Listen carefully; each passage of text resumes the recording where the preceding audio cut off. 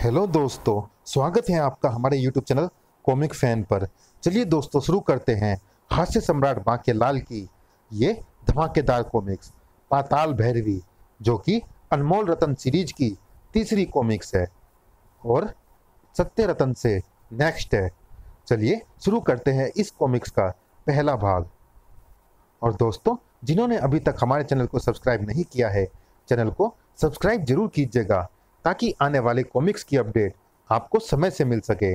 चलिए शुरू करते हैं ये विशेषांक पाताल भैरवी। संजय गुप्ता पेश करते हैं पाताल भैरवी। हवा के घोड़े पर सवार बांके लाल पवन वेग से दौड़ा जा रहा था। कमाल है, एकाएक घोड़े की गति बढ़ गई है और इसकी टापों के स्वर नहीं आ रहे।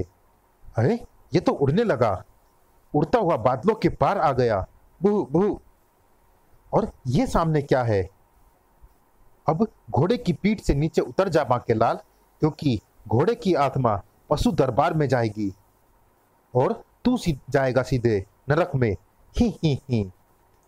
घोड़े की आत्मा नरक? ये तुम क्या कह रहे हो? तुम कौन हो? बू बू। हम नरक के दूत हैं। आओ आत्माराम। ही ही ही। मेरा नाम बांकेलाल है। नाम पृथ्वी पर काया की पहचान के सूचक है। यहाँ सभी आत्माराम होते हैं। ही ही ही। घोड़े सहित एक खाई में गिरकर तुम्हारी मृत्यु हो चुकी है और तुम्हें नरक की प्राप्ति हुई है। अरे, इस आत्माराम को समोसे खिलाओ। ही ही ही। हाँ, बड़ी भूख लगी है।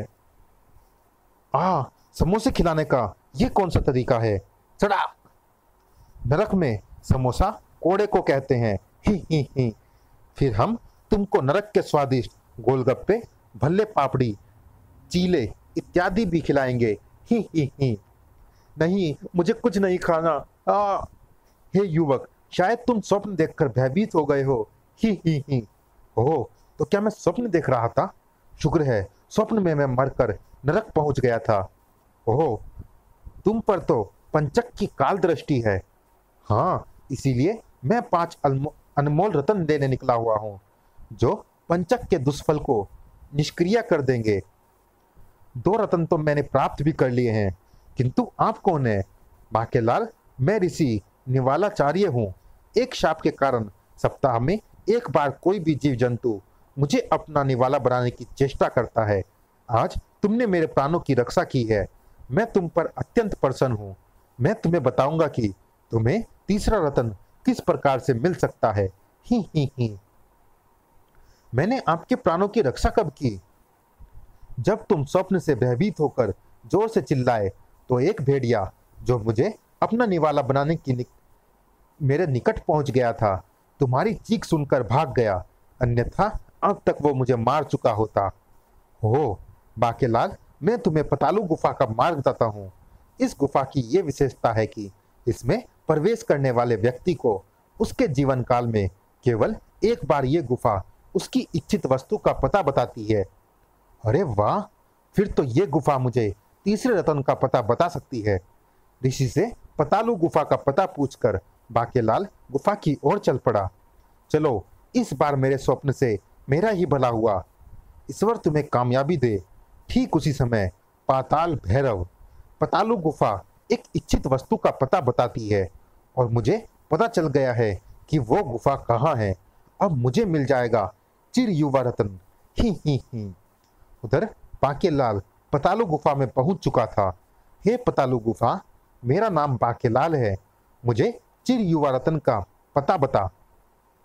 अवश्य बांकेलाल, किंतु पता बताने से पूर्व तुम्हें कौवे का अंडा लाकर मेरे मुंह में डालना होगा। ही ही ही। कौवे का अंडा? हाँ, बाहर किसी वृक्ष पर मिल जाएगा। मैं कौवे का अंडा लेकर आता हूँ। बहू बहू। बड़ी अजीब शर्त है, मगर पूरी तो करनी ही पड़ेगी, अन्यथा गुफा का मुंह चिर युवा रतन का पता नहीं बताएगा। उस वृक्ष पर कौवे मंडरा रहे हैं, वहां मुझे कौवे का अंडा अवश्य मिलना चाहिए। कहाँ कहाँ? सावधान, कोई मानव इसी ओर आ रहा है। कहाँ कहाँ? ये वृक्ष पर चढ़ रहा है। वो घोंसले की तरफ आ रहा है। वो रहा कौवे का घोंसला, उसमें अवश्य ही अंडा भी होगा। कहाँ? उसने हमारा अंडा उठा लिया है। काओ काओ, मारो मारो। वाह, मिल गया कौवे का अंडा। ही। आक्रमण! काऊ! हाँ, ये तो मेरी खोपड़ी ही फोड़ देंगे। बाके ने आओ देखा ना ताओ, वृक्ष से नीचे कूद गया। कूदो! बाप रे, जान बची। मैं कौवे का अंडा ले आया हूं, इसे मेरे खुले मुंह में डाल दो। ठीक है, बुरा ना मानना बाकेलाल, कई बार निर्बल या दाश्त के लोग पता भूल जाते हैं और वापस आकर मुझे दोबारा पता बताने को कहते हैं। ना बताने पर अपशब्द कहते हैं। ये कौवे ठोंग मारकर खोपड़ी की याददाश्त वाली कोशिकाओं को और अधिक सक्रिय कर देते हैं, जिससे मानव कभी मेरा बताया पता नहीं भूलता है, क्योंकि मैं एक बार ही पता बताता हूं। भूल गए तो फिर गए काम से। ही। लो सुनो, चिर युवा रतन दुर्गत नगर के राजा दुर्गत सिंह के राजमहल में मिलेगा और तुम्हारी निगाहों के सामने आते ही तुम उसे पहचान भी लोगे। इतना बताकर गुफा का मुंह बंद हो गया। बाकेलाल गुफा से बाहर आ गया। चलो, इतना तो पता चला कि चिर युवा रतन राजमहल में है। वह कहां पर है इसका पता तो मैं लगा ही लूंगा। ही। बाकेलाल के वहां से जाते ही वहां आ पहुंचा पाताल भैरव। यही है पतालू गुफा। ही। यह पतालू गुफा मुझे चिर युवा रतन का पता बता। किसी एक वस्तु का पता मैं एक बार ही बताता हूं, और अभी कुछ देर पूर्व ही बाकेलाल को मैं उस रतन का पता बता चुका हूं। तुम किसी और वस्तु का पता पूछ सकते हो, तो फिर मुझे बाकेलाल का पता बताओ। तो फिर पहले जाकर कौवे का अंडा लेकर आओ। ही। कुछ देर बाद उधर बाकेलाल घोड़ा दौड़ाता हुआ दुर्गत नगर में प्रवेश कर गया। मैं दुर्गत नगर में तो आ पहुंचा हूं, बस अब किसी तरह से महल पहुंचकर चिर युवा रतन का पता लगाना और उसे प्राप्त करना है। ही। परंतु राजमहल में खाली हाथ जाना उचित नहीं होगा। महाराज के लिए कोई ना कोई सुंदर सा तोहफा अवश्य ले जाना चाहिए। ही। उसी समय दुर्गत नगर के राजमहल के यातना गृह में महाराज खंबा गर्म हो गया। ही। उसी समय दुर्गत नगर के राजमहल के यातना गृह में महाराज खंबा गर्म हो गया। ही। तो फिर कार्यवाही आरंभ करो। ही। क्षमा महाराज, ये सब अनजाने में हुआ। मैं तो व्यापारी हूँ। यदि मुझे पता होता तो मैं कभी वो चीज आपको बेचने के लिए लेकर नहीं आता। बुहु बुहु, भूल की है तो दंड तो भुगतना ही होगा। हाँ, ये खंबा तो बहुत गर्म है। बुहु बुहु। तो फिर इस सजा के बदले 50 कोड़े खा लो। ठीक है, मैं कोड़े खाने के लिए तैयार हूँ। बुहु बुहु। व्यापारी को खंबे से मुक्त करके कोड़े खिलाओ। ही। कोड़े तो मेरी खाल खींच लेंगे। बुहु बुहु। सड़ा। तो फिर गरम खंबे पर बंधना होगा। मुझे खंबे से ही बांध दो। व्यापारी को पुनः खंबे से बांध दिया गया। ये तो पहले से भी अधिक गर्म हो गया है। सजा पूर्ण होने तक इसे निरंतर तपाया जाता है। ही। मैं बुरी तरह से जल रहा हूं। मुझे कोड़े ही मार लो। तुम्हारी इच्छा सैनिकों, इसे खंबे से खोलकर कोड़े लगाओ। ही। खंबा खंबा खंबा। सड़ाक। कोड़े। तब तुम्हारी सजा पूरी हुई। अब तुम अपने सामान सहित ये नगर छोड़कर जा सकते हो। ही। जैसी आपकी आज्ञा महाराज। पुहु। व्यापारी वहां से चला गया। मूर्ख व्यापारी गरम खंबे पर भी बंधा रहा और 50 खोड़े भी खाए। ही। बाकेलाल को अभी तक भी कोई ऐसी वस्तु दिखाई नहीं दी थी जिसे वो महाराज के लिए तोहफे में लेकर जाता। लगता है अभी और भ्रमण करना होगा। चिड़िया ले लो, चिड़िया। ही। क्यों ना ये सुंदर चिड़ियाएं तोहफे में ले जाऊं। ही। नहीं, पिंजरे में कैद प्राणी राजा को भेंट में देना उचित नहीं। घोड़े ले लो, घोड़े। घोड़ा कैसे रहेगा? घोड़े तो राजा के पास पहले ही बहुत होंगे। तलवार ले लो, तलवार। ही। वाह, ये तलवार ले चलता हूं। ही। क्या राजा के पास तलवार ना होगी? अरे ये व्यापारी बैलगाड़ी में लदी होदी में क्या लेकर जा रहा है? अरे वाह, सुंदर कछुए! राजा के उद्यान में ताल अवश्य होंगे और ये सुंदर कछुए ताल में चार चांद लगा देंगे। मेरा यह तोहफा राजा दुर्गति सिंह को अवश्य ही पसंद आएगा। मैं इस व्यापारी से सारे कछुए खरीद लेता हूँ। ही। सुनो भैया, क्या इन कछुओं को मुझे बेचोगे? ही। मैं तो बेचने ही आया था।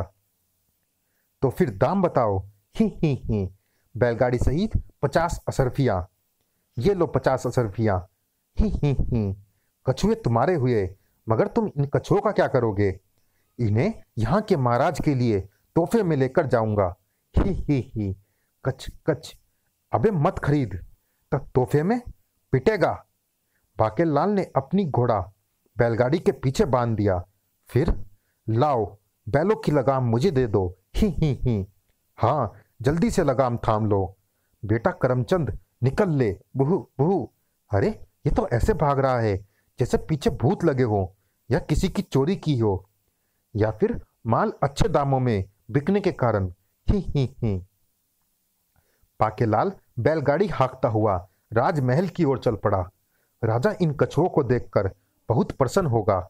चलो रे बैलो, महल की ओर। ही। अबे मत जा, ये भी पिटेगा। महल आ गया।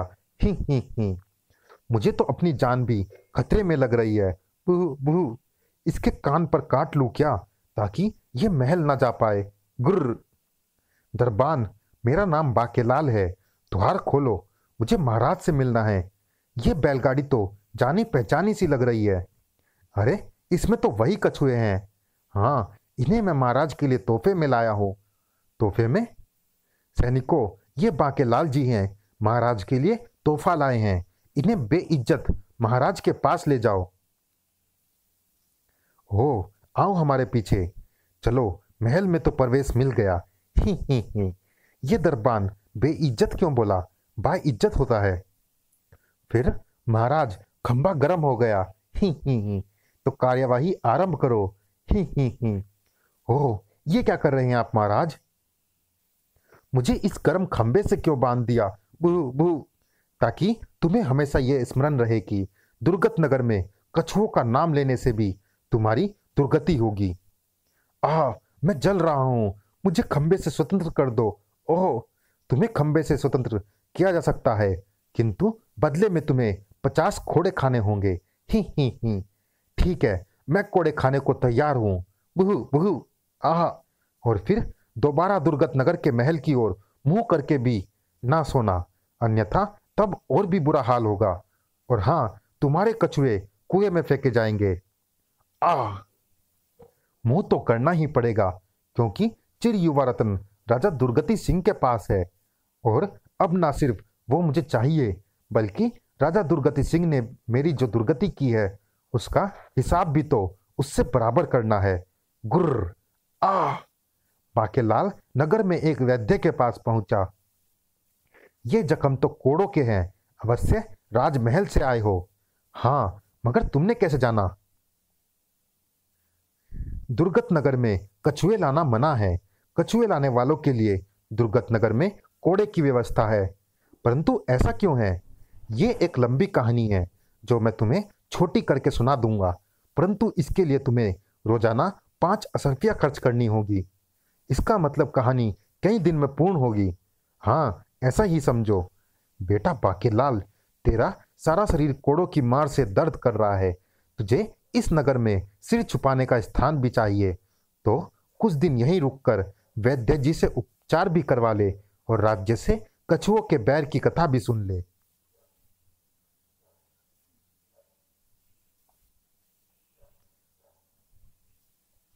बाकेलाल ने कछुआ कथा सुनने की सहमति दे दी थी। ठीक है वैद्यराज, मुझे तुम्हारी शर्त मंजूर है। तुम कहानी सुनाना आरंभ करो। तो फिर लाओ 5 असरफिया। ही। अरे कहानी सुनाओ तो सही। अरे आज तो मैं तुम्हें केवल इतना ही बताने वाला था कि मैं एक ऐसी कहानी जानता हूँ। कहानी तो कल से सुनाऊंगा। ही। तो ये लो, कल की और आज की मिलाकर 10 असरफिया। हो बाकेलाल, तब तो मुझे कल की कहानी भी आज ही सुनानी होगी। बाकेलाल, बहुत समय पूर्व की बात है। किसी वन में एक कछुआ और एक खरगोश रहते थे। अच्छा बाकेलाल, शेष कहानी परसों सुनाऊंगा, क्योंकि मैंने लंबी कहानी को छोटा कर दिया है। इसीलिए रोजाना एक एक पंक्ति करके कहानी सुनाऊंगा। ही। तो फिर ये लो 5 और अशरफिया आगे की कहानी के लिए। बाकेलाल, कछुआ और खरगोश दोनों अभिन्न मित्र थे। ही। अच्छा बाकेलाल, आगे की कहानी अगले दिन। ही। तुम मुझे पूरी कहानी इसी समय सुनाओ। गुर्र। ओह, थैली भरकर स्वर्ण मुद्राएं। ही। बाकेलाल, एक बार की बात है, कछुआ और खरगोश में दौड़ की शर्त लगी। खरगोश तो तीव्रता से भागकर आगे निकल गया, कछुआ पीछे रह गया। खरगोश ने सोचा कि चलो जब तक कछुआ यहाँ पहुंचे तब तक थोड़ा विश्राम कर लिया जाए। वो विश्राम करने लगा और कछुआ उससे आगे निकलकर दौड़ जीत गया। ही। बस यही बात राजा दुर्गति सिंह को अच्छी नहीं लगी और वो कछुओं से चिढ़ने लगा। कहानी खत्म हुई। वाह, ये तो बड़ी अच्छी कहानी है। तुम्हारे पास एक डंडा होगा? डंडा? हाँ है, तो जरा लाकर तो दो। ही। वैद्य ने जब डंडा लाकर बाकेलाल को दिया तो नामुराद पंचतंत्र की खरगोश और कछुए की कहानी सुनाकर तू बाकेलाल को मूर्ख बनाना चाहता है। क्षमा कर दो बाकेलाल, मेरी वैद्यगिरी नहीं चलती तो मैंने तुमसे अशरफियां ऐंठने की ये योजना बनाई थी। मुझे राजा दुर्गति सिंह के कछुआ बैर की कहानी नहीं पता।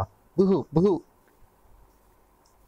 बाकेलाल, मैं तुमसे ऐंठा हुआ धन वापस करता हूँ। बुहु। और तुम जब तक चाहो मेरे घर में रह सकते हो। नहीं, अब यह धन तुम ही रखो, मगर भविष्य में मुझे कभी मूर्ख बनाने की चेष्टा मत करना। अब भोजन का प्रबंध करो। ठीक है बाकेलाल। 2 दिन पश्चात जब बाकेलाल के शरीर पर बने कोड़ों के जख्म भर गए तो देखो वैद्यराज, मुझे चिर युवा रतन की तलाश है। यदि मैं इसी रूप में महल में दोबारा गया तो पहचान लिया जाऊंगा और राजा दुर्गति सिंह इस बार मेरी दुगनी दुर्गति करेगा। और सत्य रतन के पास रहते मैं झूठ भी नहीं बोल पाऊंगा। मेरे पास 2 बेशकीमती रतन तो है ही। मैंने सोचा है कि मैं वेश बदलकर और रत्नों का व्यापारी बनकर राजा के पास जाऊंगा और तुम भी मेरे साथ चलोगे और मेरा परिचय राजा को दोगे। इस कार्य के लिए मैं तुम्हें और भी धन दूंगा। बाकेलाल, जैसा तुम कहोगे मैं वैसा ही करूंगा। बाकेलाल रत्नों का व्यापारी बनकर पुनः राजमहल जा पहुंचा। हमारे महाराज को भी दुर्लभ रत्नों का बहुत शौक है, किंतु अभी तो महाराज शिकार पर गए हैं। लौटने पर महाराज तुमसे मिलकर बहुत प्रसन्न होंगे। व्यापारी, तब तक तुम अतिथि कक्ष में विश्राम करो। मुझे भी महाराज से मिलकर प्रसन्नता होगी। बच्चों, एक बार चिर युवरत्न हाथ आ जाए तब तुम्हारे महाराज को तो मैं देख लूंगा। चलिए दोस्तों, इस भाग में इतना ही। ये रोमांचक कॉमिक्स जारी है, अगले भाग में भी मिलते हैं इसी कॉमिक्स के अगले भाग में। तब तक के लिए धन्यवाद।